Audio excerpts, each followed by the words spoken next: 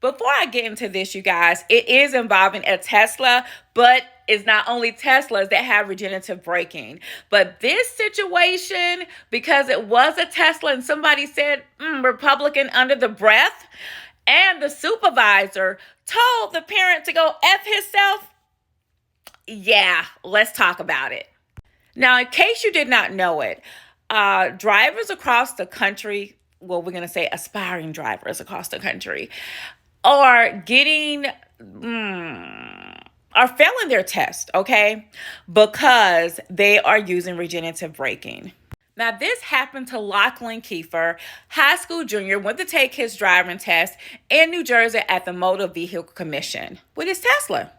His dad, James, called beforehand to make sure that it was okay to have the regenerative braking feature enabled because he said he can disable it. They told him no problem because that feature is not it's not in the handbooks to say they can't use it. Now, I don't have an electric car, but I actually called someone who does to say, what is this regenerative braking feature? He said that what happens is that when you take your foot off of the gas accelerator, that you don't have to put it on the brake because the car is going to automatically slow down and feed power back to the battery. I love how I remembered that. You guys, Tesla is not the only one that has this feature. That feature is found in most electric and hybrid cars. Here's some examples: Cadillac, BMW, and Nissan.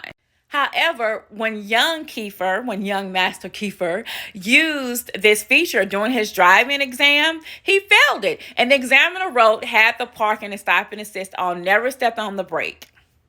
Well, his dad said, I want to speak to the supervisor because I called specifically about this beforehand. It didn't go well. The supervisor became belligerent and unprofessionally and abusively told him to go F himself. And of course, he filed a Title VI discrimination complaint with the agency. Also, he heard another employee identify him as a Republican discriminated against him because he's driving a Tesla. Ooh, why? Why would he be discriminated against if he's driving a Tesla? What's going on?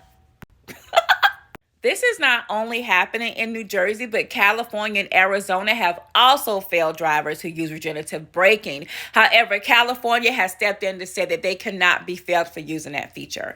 Now, to me, the laws just need to catch up with technology. You need to not use that feature during your actual driving test, but that's just me. Leave the comments, you guys, and let me know if you think that regenerative braking feature should be used. Maybe when you are older and you have established some driving privileges, let me know.